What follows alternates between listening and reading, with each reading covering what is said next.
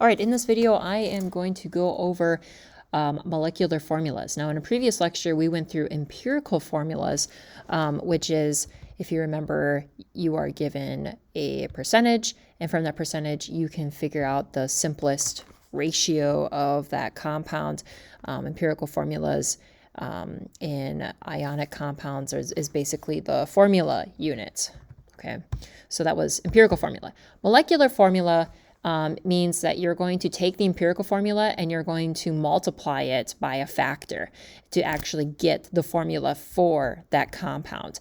And so this is the relationship between empirical formulas and molecular formulas. Here's your empirical formula. I'm going to multiply it by N or X to get my molecular formula, or you can do the same thing with empirical formula mass.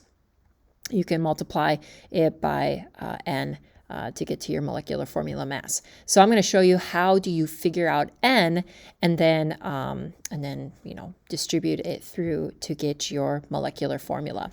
So a couple of good examples. Let's see if this website link works. Probably going to strike out. Yeah, strike out. But it says an empirical formula is the composition of a compound in terms of the relative numbers and kinds of atoms in the simplest ratio. A molecular formula is a chemical formula that shows the exact number and kinds of atoms in a molecule, but not how they are arranged. Okay, so we don't know how they are arranged. But here I have three different compounds, formaldehyde, acetic acid, and glucose. And when you simplify it, their empirical formulas are the same. Okay, but to figure out the molecular, the actual chemical formula, formaldehyde is CH2O. Okay, so this is basically N, right? Because I just have one empirical formula that's equivalent to the molecular formula. Notice the molar mass. So carbon's 12.01, two hydrogens each at 1.01, and then oxygen at 15.99 gets me approximately 30.03 grams per mole. Okay, now let's take a look at acetic acid. Acetic acid, its molecular formula is HC2H3O2.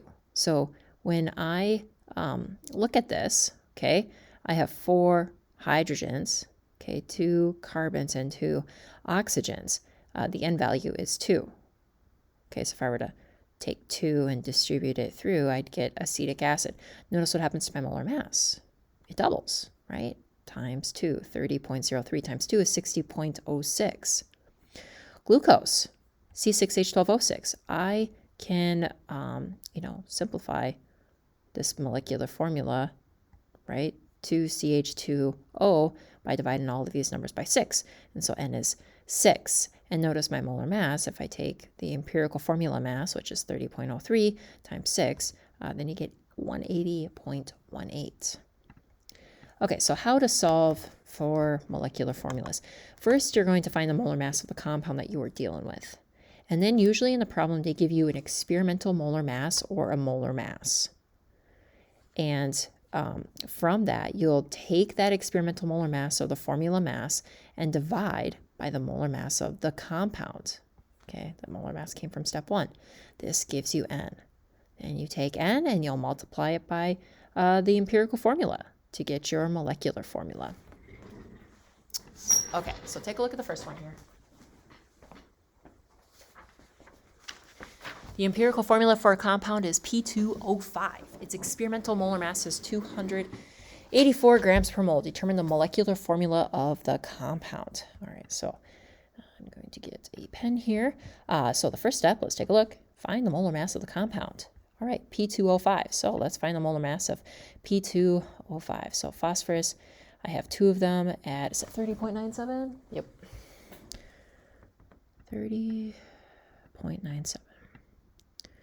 You'll have to excuse my penmanship. It's been a long day. All right, oxygen. I have 5. And oxygen is 15.99. Probably one that you have memorized, sadly. Okay.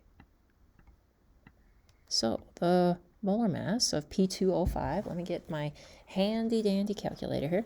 30.97 times 2. You know what? I'm going to get a scientific calculator. I hate my cell phone calculator. Okay, start that over. 30.97 times 2 plus parenthesis 5 times 15.99, 141.89. 141.89 grams per mole. Okay. So we just did step 1. Step 2, take your experimental molar mass, or the formula mass that they give you, and divide by the molar mass that you calculated from step 1. So they give me 284. So I'm going to go 284 grams per mole divided by 141.89 grams per mole.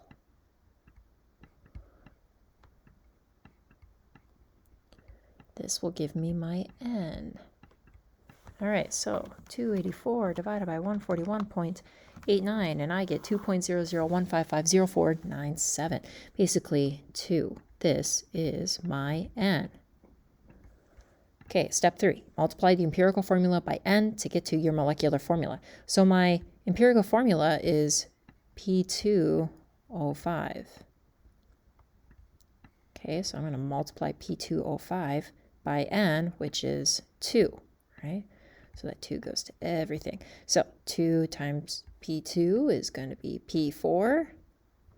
And then, 2 times 5 is 10. So oxygen, I'm going to have 10 oxygens. And that is my answer, P4O10. Tetraphosphorus decoxide. Okay.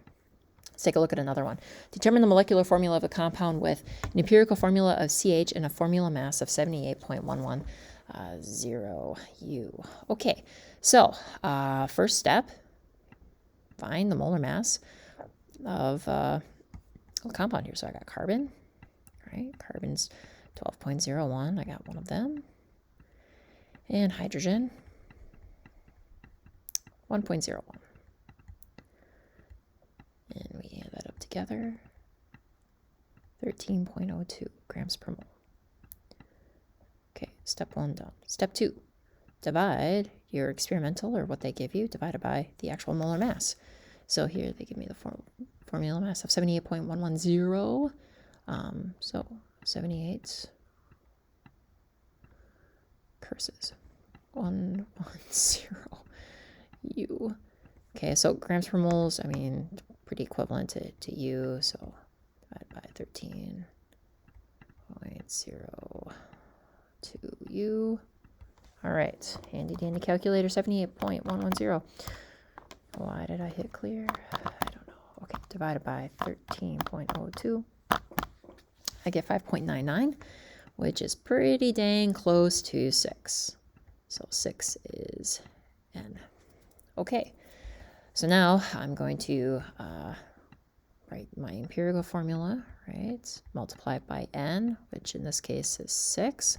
So my answer would be C6H6. That is my answer. All right, this is a little bit of a different setup, and you'll see the setup on your assignment. So this is a sample of a compound with a formula mass of 34U. Is found to consist of 0.44 grams H and 6.92 grams of oxygen. Find its molecular formula. All right, so what you actually kind of have to do with this is convert the masses you are given into the moles. Okay, you're basically going to do what you did with finding empirical formulas. Okay, so you're not going to percentages because these don't equal 100, okay? So you're going to convert, you know what, I'm going to write this out. Okay, so step 1, you're going to convert grams to moles, okay, of your values, like your experimental values. Okay, so it's 0.44 grams of hydrogen and the 6.92 grams of oxygen. So that's going to be your first step. And then from there, you're going to take a look at your values, and you're going to divide by the lowest value. And then If it's a whole number for both, awesome. That tells you its empirical formula. Okay, so I'm just going to say figure out the empirical formula. Figure out empirical formula. Okay. If you end up with like a half number, like a 2.5, well, then you have to multiply it by 2 and then multiply everything by 2 to figure out your empirical formula. And then after you figure out your empirical formula, then you jump into the steps that we kind of did the last slide, right? Where you find the molar mass of the EF, and then you'll take the formula mass, or the experimental, divided by the EF molar mass. This will give you M. So N will be, oops, I'm going to do a capital N here, N will be found, multiply,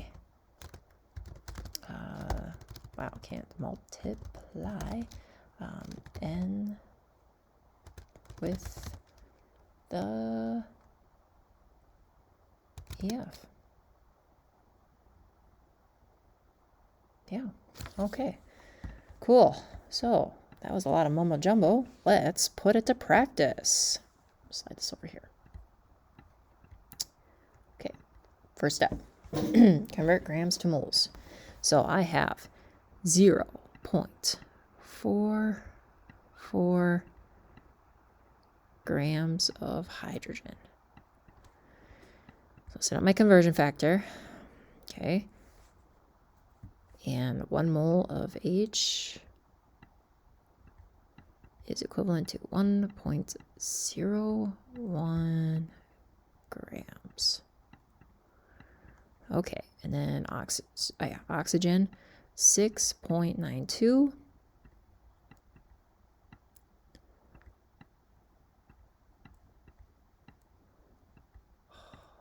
Okay, set up my conversion factor, 1 mole. It's equivalent to 15.99.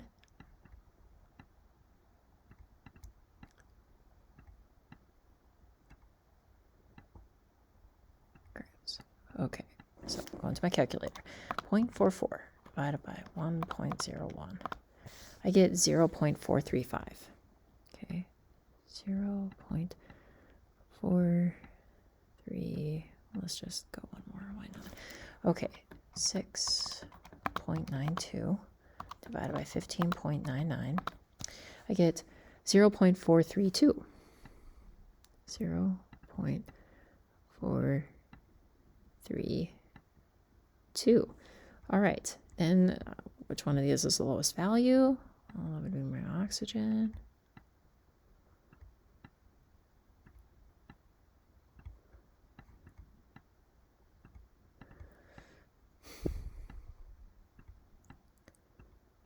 All right, that equals 1. And this also equals pretty darn close to 1. I mean, here, let me just type it in here. It says 1.0069444444 repeated. So 1. Okay, so that means that my empirical formula is just plain OH. Okay.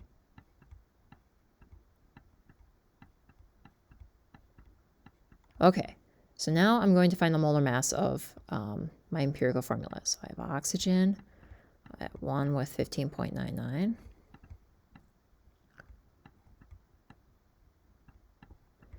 And 1 hydrogen at 1.01.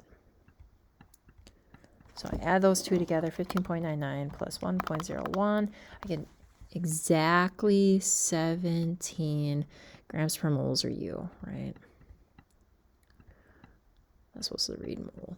Okay, so we just did step 4. 5, take the formula mass divided by the molar mass. So here they give me 34 U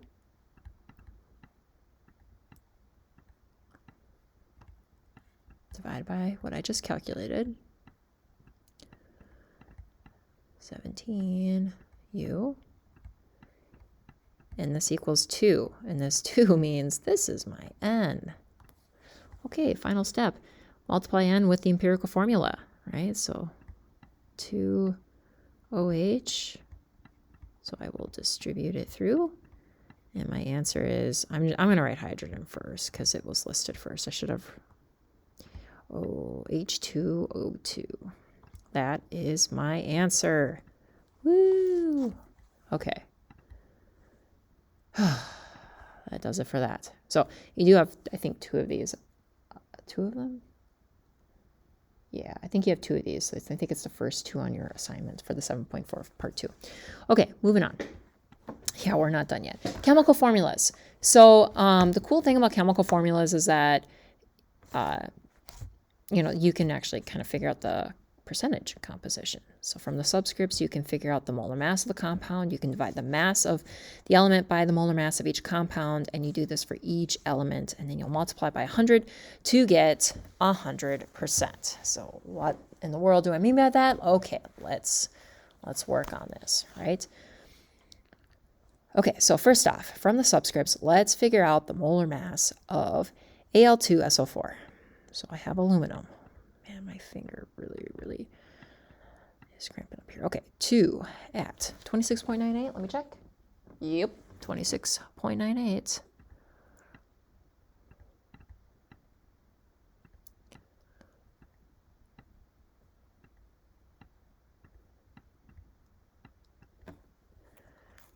Okay, and then for S, I have 1 at sulfur, 3206.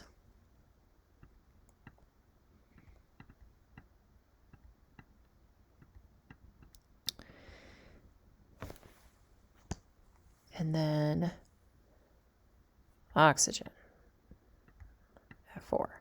So I'm setting it up this way because it serves two purposes. Okay, so I will explain my setup here. Forgot my little parenthesis. So first, let's find the molar mass of Al2SO4. Okay, so 26.98 times 2 plus 32.06 plus parenthesis 4 times 15.99, 149.98. 149.98. Okay, so I actually kind of messed up here. 2 times 26.98, because like the second step says divide the mass of the element by the molar mass of the compound, and we have to do this for each element. So 2 times 26.98 is 53.96.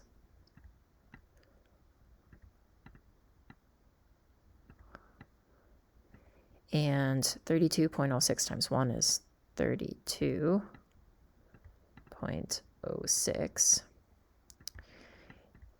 And then the 15.99 times 4 was a 63.96. 63.96.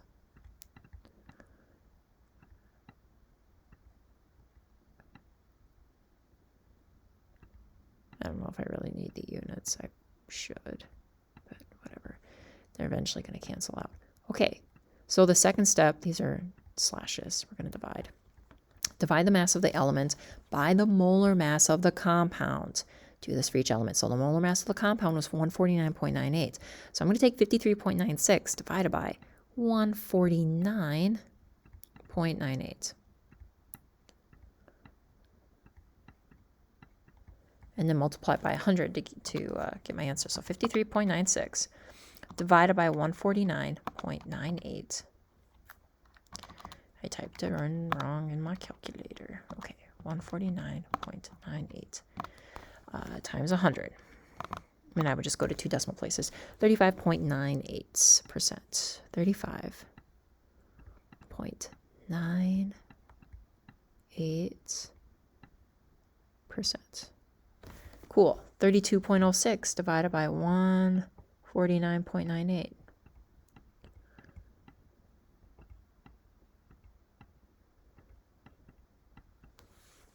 So 32.06 divided by 149.98 times 100, 21.38%.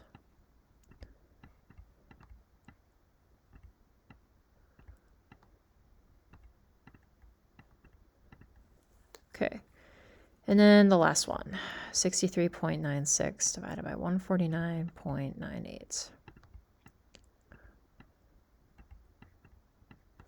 So 63.96 divided by 149.98 times 100.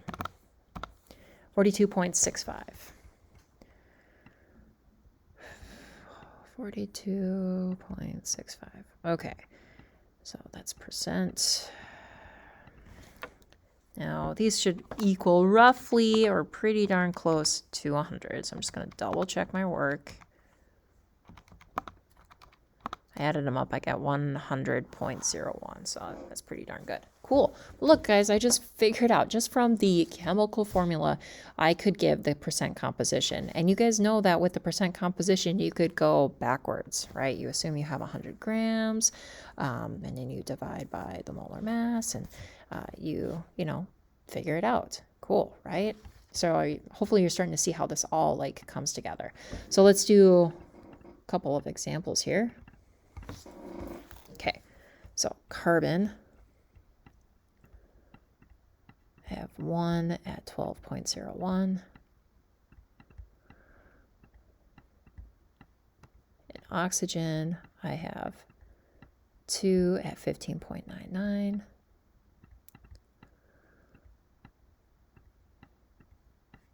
Okay, so figure out the molar mass of this. 43.99.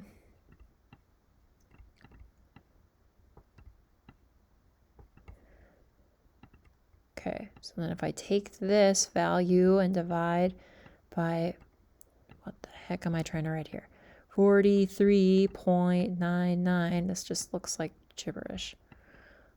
All right, so 12.01 divided by 43.99 times 100 to get a percent, 27.3%.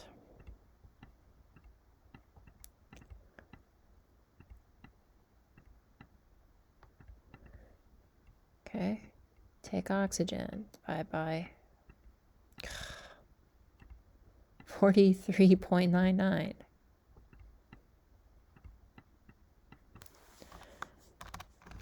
So 15.99 times 2 divided by 43.99. I get a 72 times 72.7. I don't know what I was writing there. Yuck. Okay, just ignore that. Yeah, okay. 72.7%.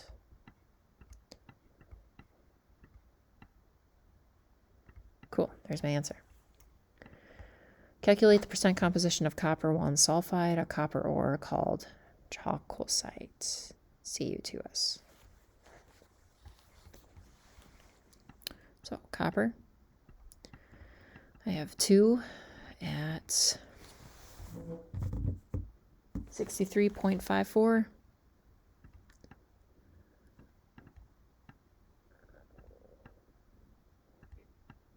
Sulfur, 1 at 3206. Gosh darn it. I always get that one and phosphorus mixed up. 32.06. Okay, so we'll figure out the molar mass of this. 63.54 times 2 plus 32.06.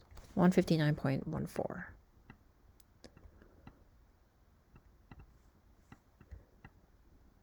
Okay, so now I'm going to take my values for each individual element and divide by the molar mass of the entire compound. So 2 times 63.54 divided by 159.14 times 100.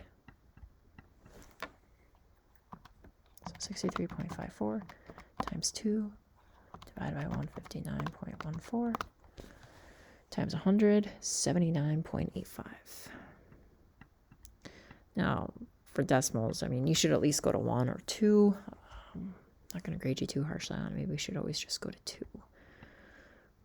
2%. Okay, take the value of sulfur, divide by 159.14. So 32.06 divided by 159.14 times 100, 20.15.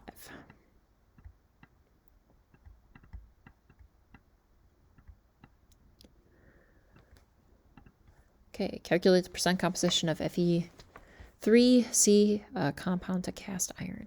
So I have iron. I have 3 of them. 55, 85. This one I definitely have memorized.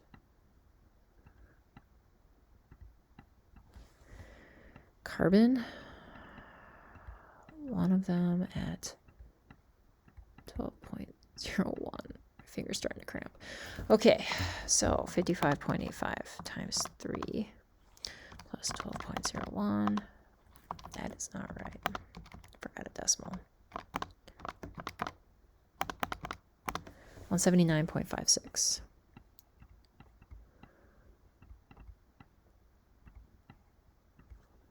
All right, so I'm going to divide each of these by 179.56.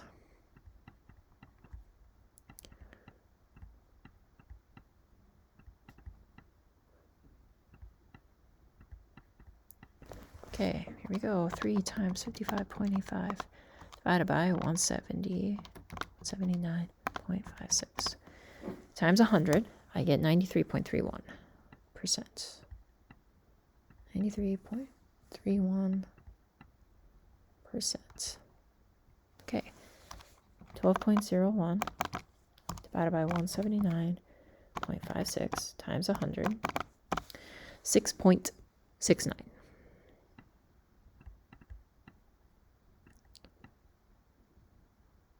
All right, that's a 6. 6.69%. So you can kind of see how everything is connected. Okay, we started with empirical formula. Okay, and I think we started with the empirical formula. What's the percent composition? Let me check. Nope, we started with percent composition. My bad. So that was when you were given a percent, and then you assumed you had 100 grams, and then you divide each element by its molar mass to get to moles, and you found the lowest number and divided all the numbers by that number to get you your N, and then that was like your answer. If you had, yeah. Empirical formula is remember the reduced, okay, I can't think, it's too late at night. The simplest ratio, if you will. Okay. So then you could take your experimental mass divided by your actual mass and figure out your molecular formula. And then from the molecular formula, you can be given the mass of the element divided by its molar mass to get back to your percent composition, which is what we just did today. So I think I just did these two today. Let me double check here. Yes. Sorry, I'm just going to page through this. Empirical formulas, yep. Wow, so that is 7.4. So lots of connections here. And that is why you will have a mixed assignment, just so you can, understand, hey, what is this problem? What am I supposed to do? Which way am I supposed to go? So, yeah, let me know if you have any questions.